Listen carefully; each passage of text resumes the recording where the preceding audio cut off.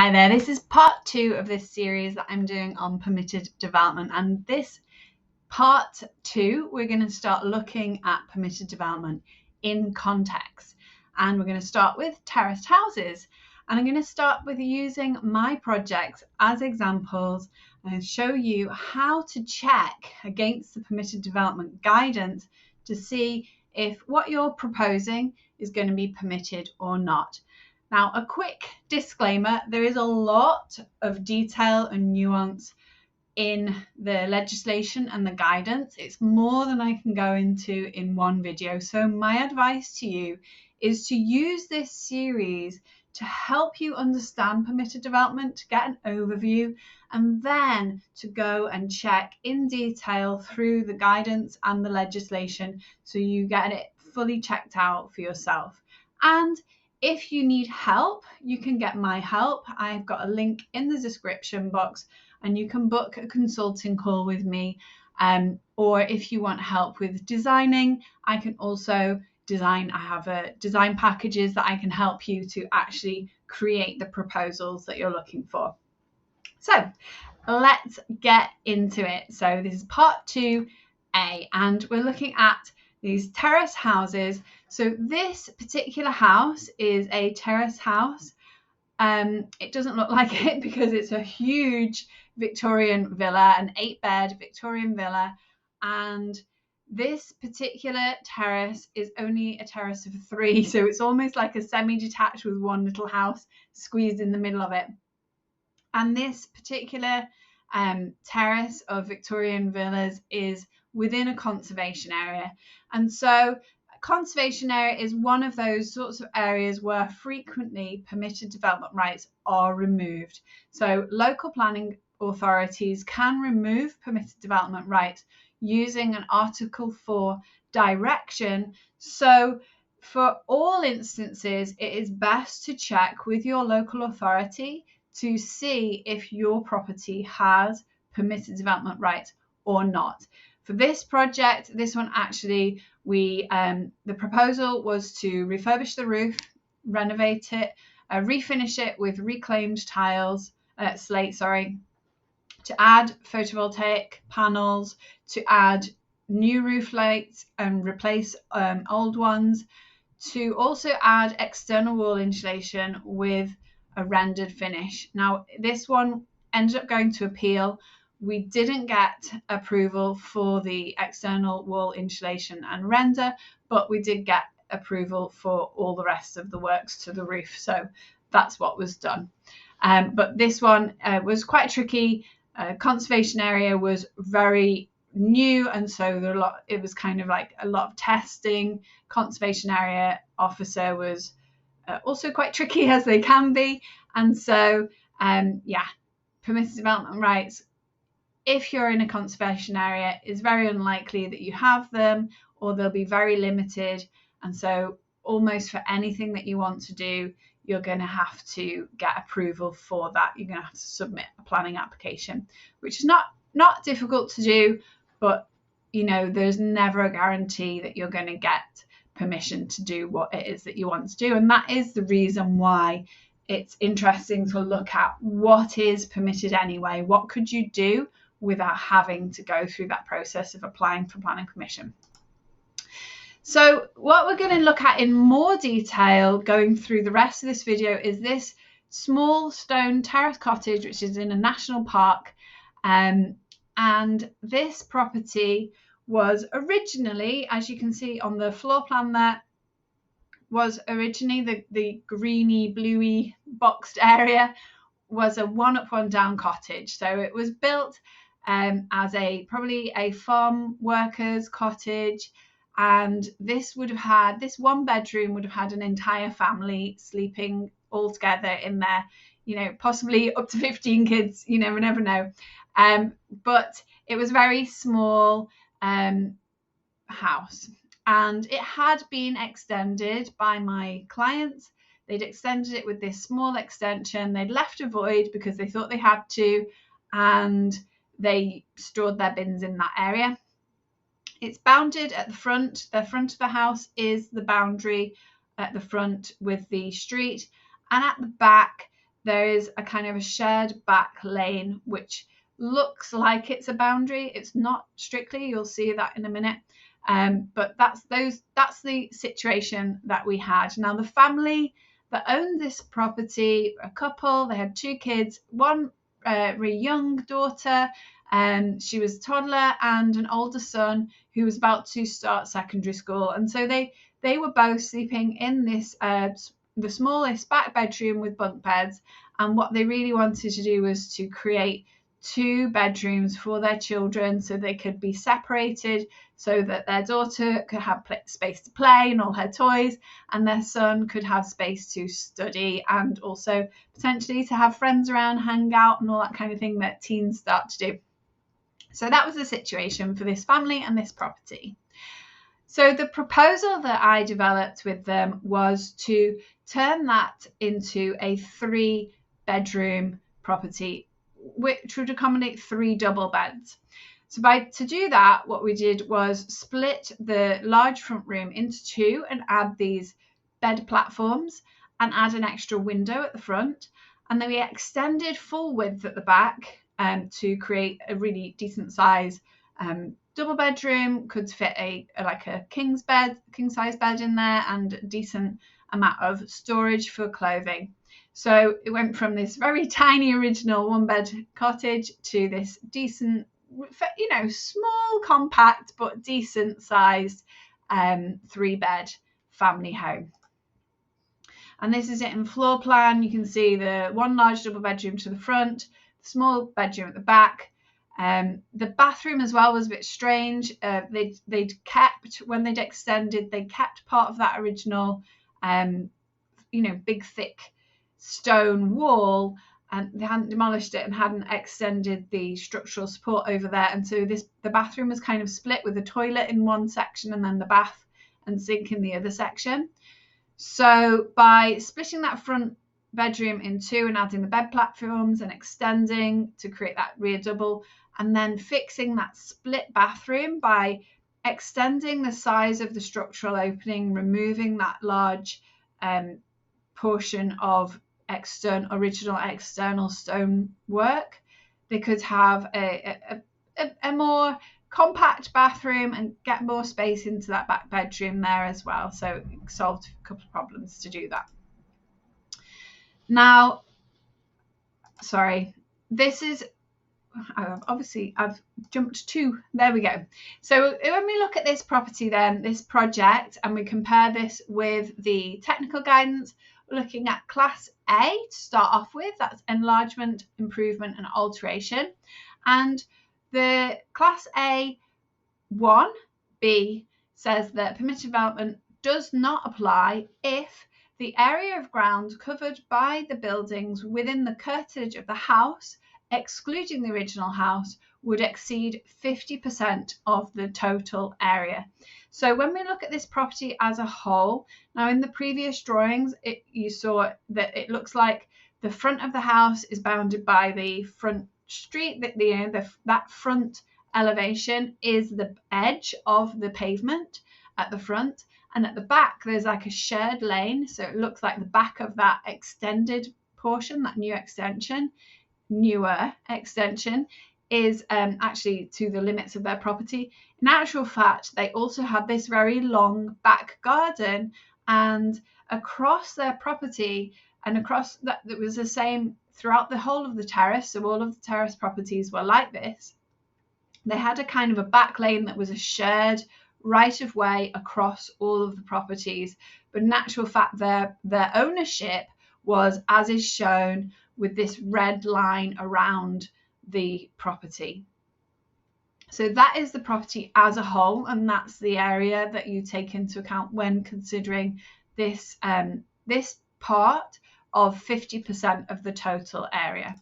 So when we look at what that means for this Class A1B, that 50% limit includes all buildings, existing and proposed outbuildings, as well as extensions. It doesn't include the original house. And so all of these buildings, even if they were built before 1948, you need to include those within that 50% limit. Now, if you look at this plan here, that line 1, that dashed line, is the back of both where they've extended to previously, and also all of their neighbours had extended to that line, because as you can see there is this easement, this shared back lane where nobody was able to build onto that. But if you can see where that dashed line number 2 is, from the back of the original house to that dashed line is approximately 50% of the area that they own, that in theory, and technically according to this particular class, they would be allowed to build on. But because of the easement, which is within the ownership, the deeds, because that easement, that right of way, they wouldn't be allowed to actually build over that shared back lane, but they could build over the full area of that space between the original house and line 1, and then within the rest of the back garden they could build a garage, sheds, other sorts of outhouses, buildings, space for your jacuzzi, your ice bath, or whatever. They could build other sorts of outbuildings on that back garden up to a total amount of 50% of the ground area within that red line. But obviously, this is where it's not just the planning permission that limits what you're able to do. It's also your things like rights of way, which come under your property ownership limitations. So you need to really carefully look at the deeds of your property to understand if there are any rights of way, there are any easements, anything else, the covenants that restrict you in what you're able to do to your property, because there may be. So take a good look at your deeds, because in this case, that's what restricted that line 1 was where they could build up to in terms of adding on, extending the original house. It wasn't the 50% limit. So then when we look at class A1C, permitted development does not apply if the height of the part that's going to be enlarged, improved, or altered is not higher than the highest part of the existing roof. That doesn't quite make sense, does it? I think I've added too many knots. But basically, the ridge line of the main roof, that dashed line that I've shown on the 3D view there, is higher than the ridge line of the extension. So the ridge line of the extension I've drawn in red, the ridge and the valleys to the hip, that ridge line is not higher than the ridge line of the main roof. The red line is the highest point of the extended bit, and that is lower than the highest point of the original roof. You could increase the height of that red line up to the height of the main roof. That's it, and that's it. That would be within permitted development, but there are some other things to take into account. So this is a process, I want to say.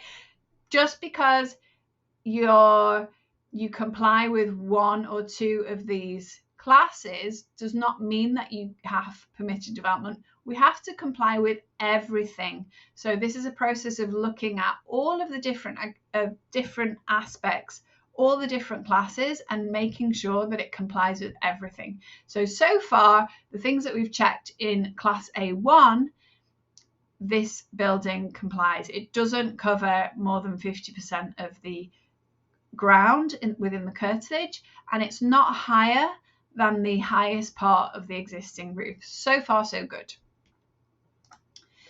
So then we look at A1D, where it says that permitted development does not apply if the height of the eaves of the part enlarged, improved, or altered is not higher than the height of the eaves of the existing house. So you can see the dashed line there is the eaves height line of the main roof, and the red lines there are the eaves line of the extension. You can see that I've kept this exact same height, so there is no difference in height.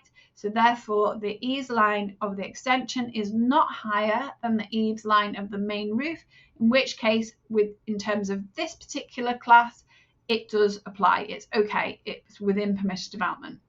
Again, we're not finished yet, but so far it complies with permitted development. When we look then at class A1E, permitted development does not apply if the extension extends beyond the principal elevation or to a side that fronts a highway, and that's except in the instance of a porch. Now, in this case, the boundary of the property is the same as the front of the house. There is no land between the house and the public footpath, which means that there is not possible. You can't build on public land, on land that you don't own. Well, not unless you get permission and you buy it, you get some sort of lease of it. That wouldn't be possible. There's no way that a council would allow you to do that with the pavement, or I don't know of any situation where they do. So it would be unlikely to happen. And in that case, it's also not possible to add a porch onto this house either. So in this case, we're not proposing to extend to the front. So therefore, we're still complying with this principle. And just to show you, if this was an end terrace, it's not, this is a mid terrace, but if it was an end terrace, and so that green line at the top, that green dashed line, is the front of the house where you're not allowed to extend forward within permitted development except for with a porch. The red line down the side is if this house was an end terrace and there was a road to that side, then you also would not be allowed to extend to that side. You could apply for planning permission to do it, and you may well get planning permission to do it, but it wouldn't be within permitted development rights. So you couldn't do it without applying for planning permission. You might be allowed to do it with planning permission. It's not the case in this situation because this is a mid-terrace, so that was just an example to show you. Now, when we look at class A1F, permitted development does not apply if an extension to a house on Article 2.3 land is single story and no more than 3 meters from front to back and no more than 4 meters high. So in this case, this property is actually on Article 2.23 land.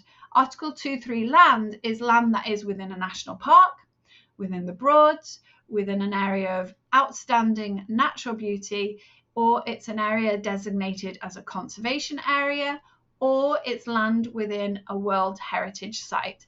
And in this particular case, this lovely stone cottage was actually within a national park.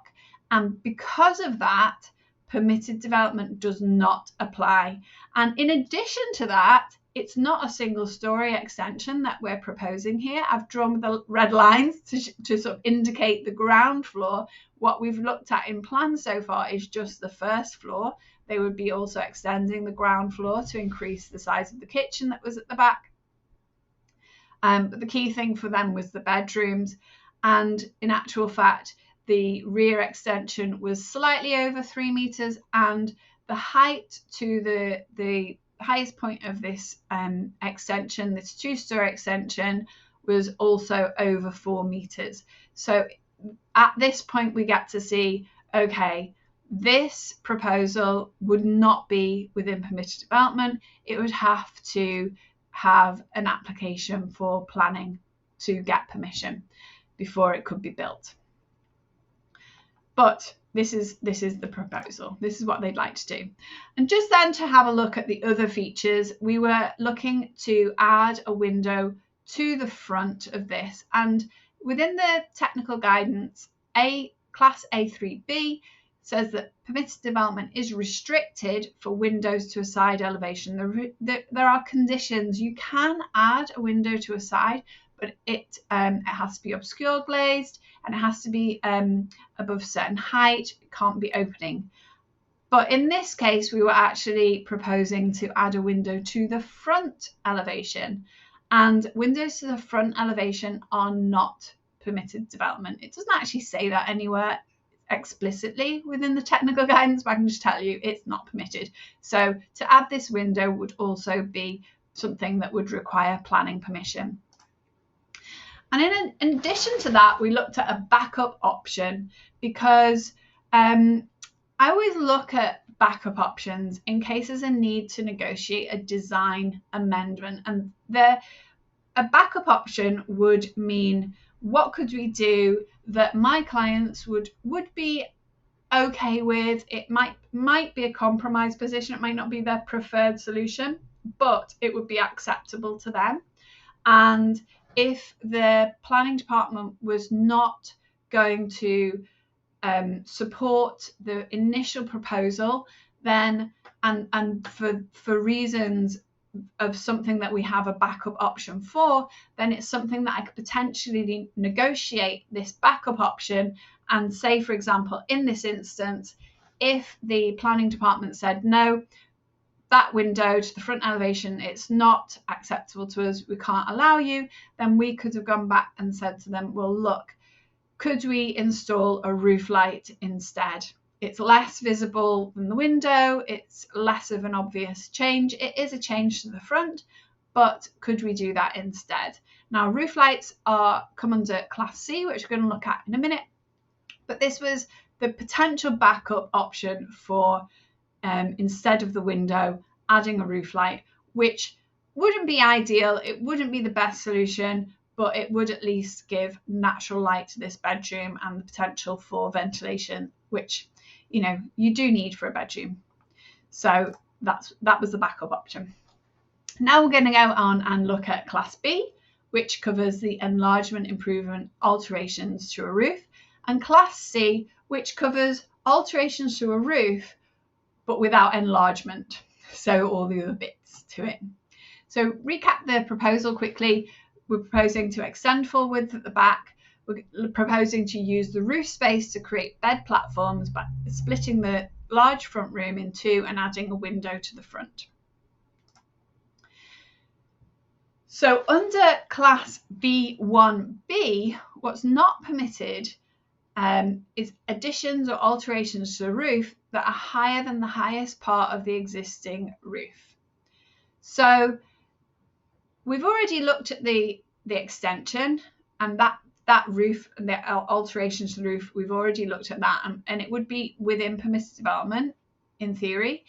And what we're intending, this really is more applicable to the reuse of this creation of the bed platforms. And so we're looking at a kind of a partial loft conversion. It was also already very high ceilings in there, and there was a small loft area. So we were looking at taking these loft, this like a loft conversion, and adding these bed platforms. So taking part of that very high height and some of the roof space to create these bed platforms. The thing is that we were not looking to extend at all. We were just using the space that was there internally with no alteration to the roof to create that space. And so, okay, we've already established that this proposal in total is not permitted, but these bed platforms, which don't require any additional extension or dormer or anything, they would be within permitted development to do those. And when we're looking at the roof light as that backup option, when I said earlier it was covered by Class C, it's Class C 1B. It's not permitted if the alterations would protrude, that's such a hard word to say, would not protrude more than 0.15 meters beyond the plane, I should say, the plane of the slope of the original roof. So C1 covers roof lights, chimneys, flues, soil and vent pipes, photovoltaics and solar thermal panels. And that 0.15 meters or 15 centimeters is measured actually perpendicular to the surface of the roof. Perpendicular means there is like a right angle between the plane of the roof and the edge of that roof light. And that's easy to do. You can easily get a roof light that would not be basically not stick up higher along the line of the slope of the roof, not stick up more than 15 centimeters or 150 mil, which I usually work in millimeters rather than centimeters. So it wouldn't be more than 150 mil. So then in that case, then a roof light would be allowable. It's just that they're not allowable to a principal elevation. So but the size of it could be done in terms of the size of the roof light could be acceptable.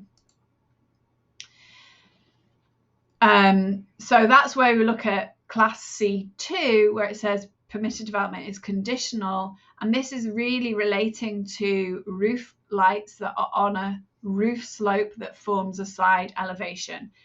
It doesn't cover roof lights to principal elevation, to that front elevation, because that is not permitted development anyway.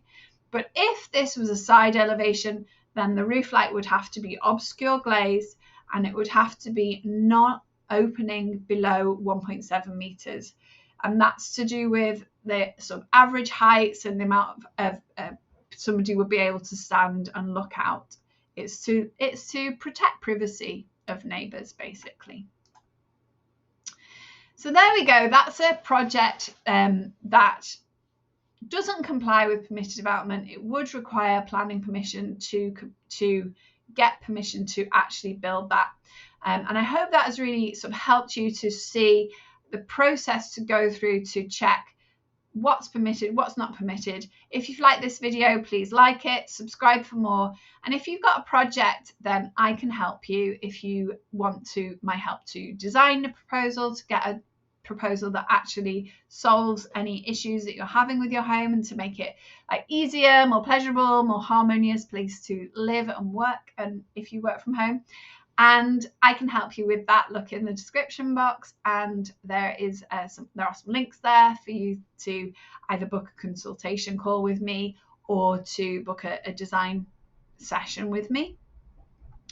And next time we are going to be looking at this Victorian terrace in a city, not conservation area, so it doesn't have those aspects to it. And this is a very typical kind of side return extension. I'm not going to cover it in this video because we're already at half an hour and it's a long video. But if you haven't already, you can watch more of this permitted development series and other planning related videos in the playlist, and which you can see on the screen here. And there's this other video that YouTube thinks you'll like. You can also watch that if you wish. And I look forward to seeing you again next time for part B of this series. Well, planning permitted development part 2B, because we're still looking at terrace houses. I've got a couple of terrace houses I'm going to give you examples of, and then we're going to be looking at semi-detached and detached houses, because the rules are different depending on what type of house you have. So that's why I'm showing you them with examples of those different types. Thanks so much for watching. I really appreciate you, and I hope to see you again soon. Bye for now.